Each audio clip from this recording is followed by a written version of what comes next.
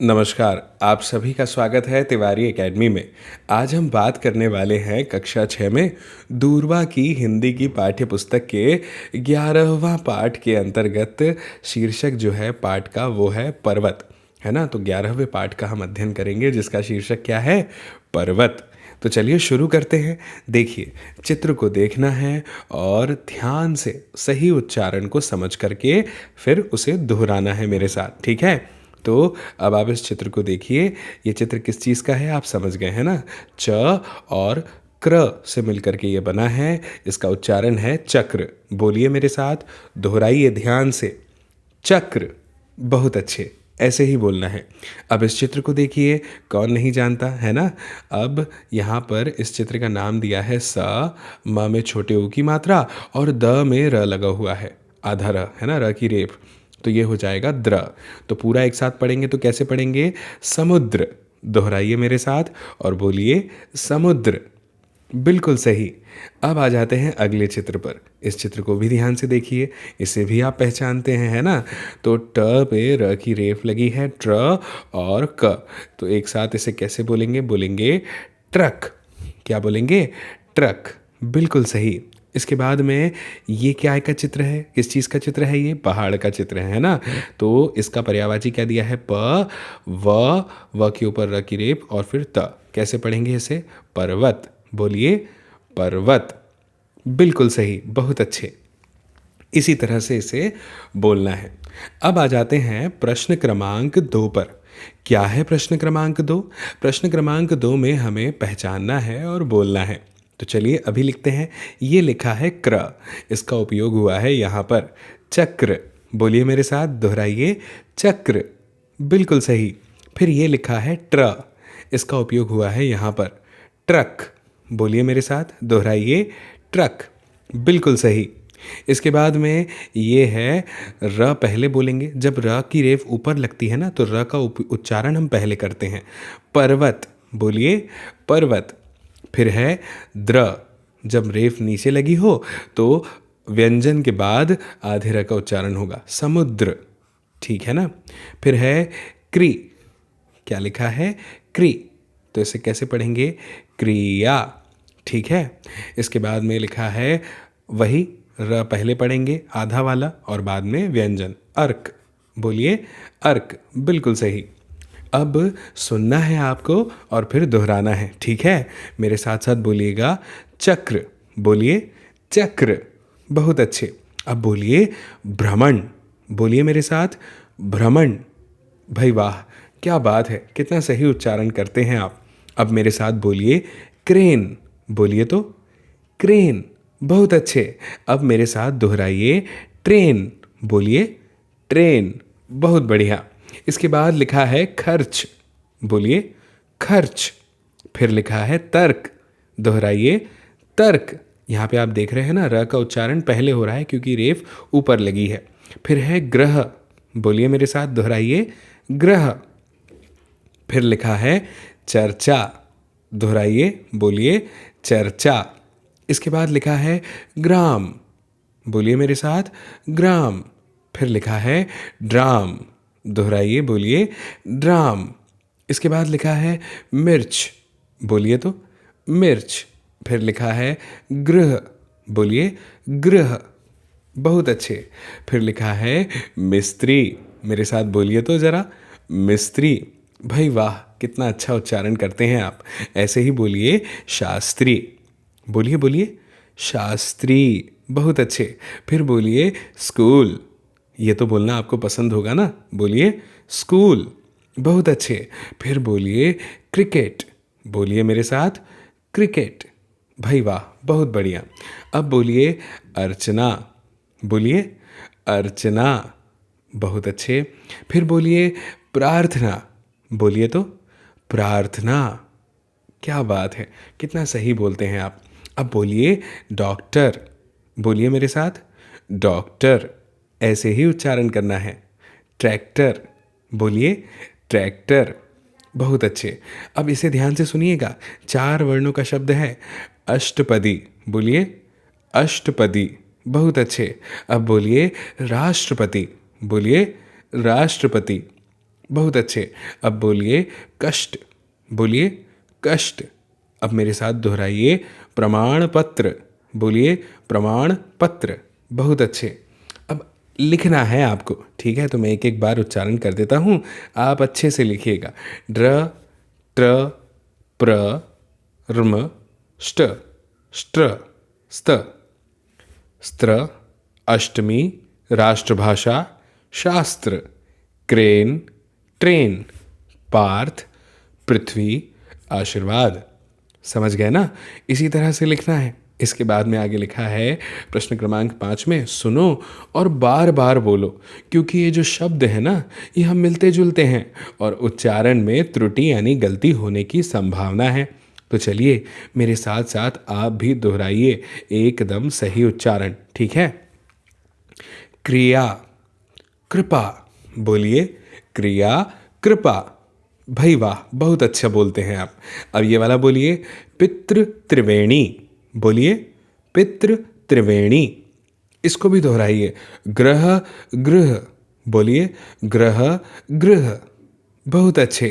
अब बोलिए प्रयाग, पृथ्वी, बोलिए प्रयाग, पृथ्वी, बहुत अच्छे। अब बोलिए मिट्टी, चिट्ठी, बोलिए तो मिट्टी, चिट्ठी। आपको याद है, ये हमने पिछले अध्याय में भी पढ़ा था। अब बोलिए कर्म, क्रम, बोलिए कर्म, क्रम। अब दोहराइए सहस्त्र, अस्त्र, बोलिए सहस्त्र, अस्त्र। फिर दोहराइए शर्त, शत्रु, बोलिए शर्त, शत्रु, बहुत अच्छे। अब आ गया है प्रश्न 6, हमारा पसंदीदा प्रश्न है। इसमें हमें चित्रों के माध्यम से शब्दों का मिलान करना है। चलिए अभी मिलाते हैं।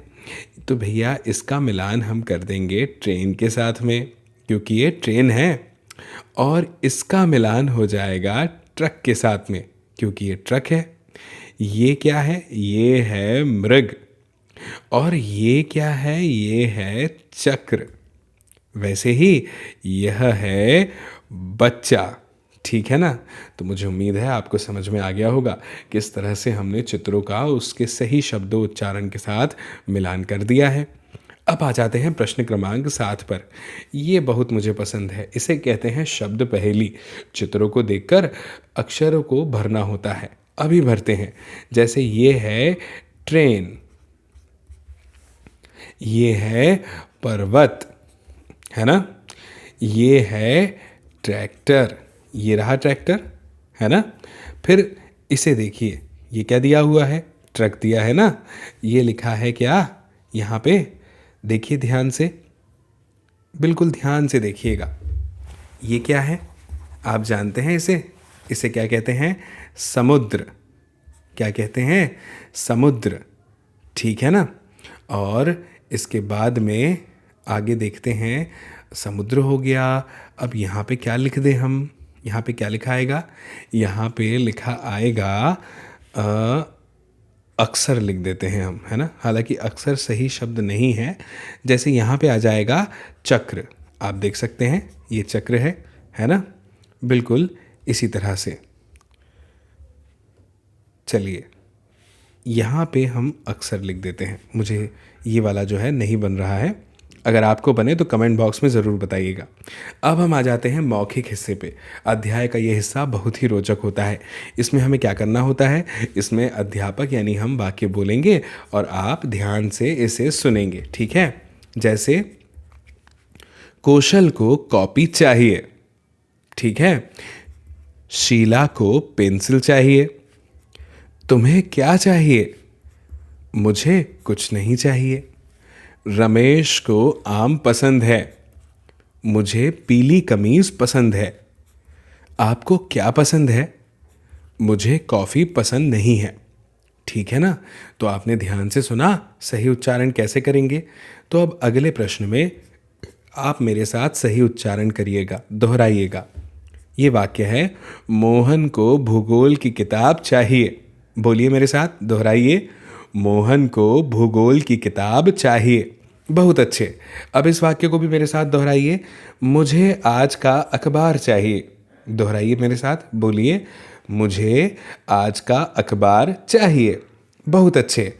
अब इस वाले वाक्य को भी आप मेरे साथ दोहराइएगा। क्या आपको भी पेंसिल चाहिए? बोलिए, क्या आपको भी पेंसिल चाहिए? बहुत अच्छे। अब इस वाक्य को दोहराइए। हमें कुछ नहीं चाहिए। दोहराइए, बोलिए मेरे साथ, हमें कुछ नहीं चाहिए। बहुत अच्छे। अब बोलिए, कुमुद को सेब चाहिए। दोहराइए मेरे साथ, बोलिए, कुमुद को सेब चाहिए।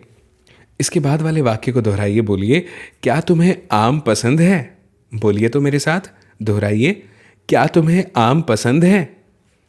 आगे वाले वाक्य को बोलिए, लीला को पीला रंग पसंद है। बोलिए, लीला को पीला रंग पसंद है। फिर है, हमें यह गाड़ी पसंद है। बोलिए, हमें यह गाड़ी पसंद है। इसके बाद बोलिए, तुम्हें कैसा खाना पसंद है? दोहराइए मेरे साथ, बोलिए, तुम्हें कैसा खाना पसंद है? फिर आगे बोलिए, पिताजी को मीठा दूध पसंद नहीं है। बोलिए, पिताजी को मीठा दूध पसंद नहीं है। भाई वाह, बहुत अच्छे। ऐसे ही आपको इसे दोहराना था। आगे लिखा है, अध्यापक वाक्य बोलेंगे और विद्यार्थी दोहराएंगे। फिर अध्यापक केवल मोटे टाइप वाले शब्द बोलेंगे और विद्यार्थी उनकी मदद से वाक्य पूरा करेंगे। जैसे पहले मैं बोलता हूँ, सुनिएगा। मुझे सफ़ेद कपड़े पसंद हैं। बोलिए, मुझे सफ़ेद कपड़े पसंद हैं। अब यहाँ पे लिखा है आपका मकान, तो इसको दोहराकर बोलिए, मुझे आपका मकान पसंद है। दोहराइए, बोलिए, मुझे आपका मकान पसंद है। बहुत अच्छे। अब यहाँ पर ऐसे ही हमें इन वाक्यों को पूरा करना है। लिखा है, हमें हिंदी फिल्म पसंद है। तो आप इसकी जगह पे यहाँ पे इन क्रियाओं को जोड़ के लिख सकते हैं। हमें यह किताब पसंद है, हमें पीली साड़ी पसंद है, हमें रसगुल्ला पसंद है, हमें क्रिकेट का खेल पसंद है। ठीक है, इस तरह से यहाँ पे आप लिख सकते हैं। सॉरी। अब आ जाते हैं प्रश्न क्रमांक 4 पर। प्रश्नोत्तर अभ्यास। इसमें क्या करना है? क्या आपको अंगूर चाहिए? तो आप दोनों का प्रयोग करके बोलेंगे, जी हाँ मुझे अंगूर चाहिए, या फिर जी नहीं मुझे अंगूर नहीं चाहिए। अगला प्रश्न है, क्या तुम्हें फूल चाहिए? तो आप कहेंगे, जी हाँ मुझे फूल चाहिए, या फिर आप कहेंगे, जी नहीं मुझे फूल नहीं चाहिए। अगला वाक्य है, क्या आपको आज का अखबार चाहिए? तो आप जवाब कैसे देंगे? जी हाँ मुझे आज का अखबार चाहिए, या फिर जी नहीं मुझे आज का अखबार नहीं चाहिए। अगला प्रश्न है, क्या लीला को यह रंग पसंद है? तो आप क्या जवाब देंगे? जी हाँ लीला को यह रंग पसंद है, या फिर जी नहीं लीला को यह रंग पसंद नहीं है। फिर है, क्या चाचा जी को हिंदी फिल्म पसंद है? जी हाँ चाचा जी को हिंदी फिल्म पसंद है, जी नहीं चाचा जी को हिंदी फिल्म पसंद नहीं है। ऐसे आपको जवाब देना है। फिर आगे है, आपको कितने फूल चाहिए? तो आप कैसे जवाब देंगे? मुझे 4 फूल चाहिए। फिर आगे प्रश्न पूछा जाएगा, आपको कैसी किताब चाहिए? तो आप क्या जवाब देंगे? मुझे चित्रों वाली किताब चाहिए। आपसे पूछेंगे, आपको और क्या चाहिए? आप कहेंगे, मुझे और कुछ नहीं चाहिए। फिर पूछा जा सकता है, भावना को कौन सा रंग पसंद है? तो आप कहेंगे, भावना को नीला रंग पसंद है। आपको कौन सा पेन पसंद है? मुझे बॉल पेन पसंद है। इस तरह से आपको बताना है। अब बच्चों यहाँ पर हमें जो है मानक हिंदी वर्णमाला की जानकारी दी है। जैसे अगर हम बात करें स्वर की, तो कितने स्वर, कौन कौन से स्वर हैं? अ, आ, ई, उ, ऋ, ए, ओ, औ, अहा। मात्राएं कितनी हैं? आ की, छोटी ई की, बड़ी ई की, छोटे ऊ की, बड़े ऊ की, है ना। और ये आधा र वाली रेफ है ना, ए की मात्रा, ऐ की मात्रा, ओ, औ, और आहा की मात्रा। ठीक है ना। अगर व्यंजन की बात करें तो कौन कौन से होते हैं? क, ख, ग, घ, ड़, च, छ, ज, झ, इया, ट, ठ, ड, ढ, ण। इसमें ड़ और ढ भी है। फिर है त थ द ध न, प फ ब भ म, य र ल व श, है ना। और फिर श स ह, और फिर मिश्रित व्यंजन कहलाते हैं क्ष त्र ज्ञ और श्र। आप समझ गए कौन से मिश्रित व्यंजन हैं, कौन से व्यंजन हैं, है ना। इसके बाद में अब आते हैं 12 खड़ी पर। इसको भी मैं पढ़ता हूँ, आप ध्यान से सुनिएगा, हो सके तो मेरे साथ दोहराइएगा। कैसे दिया है? क का की कू के कई को कऊ कम कहा, ग गा गी गुगु गे गई गो गऊ गम गहा। फिर वैसे ही दिया है च चा ची चू चे चई चो चौ चम चहा। फिर दिया है ज जा जी जुजू जे जई जो जऊ जम जहा। फिर लिखा है ट टा टी टू टे टई टो टऊ टम टहा। दोहराइए मेरे साथ, बोलिए ड डा डी डू डे डई डो डऊ डम डहा। है ना, अच्छा मज़ा आ रहा है।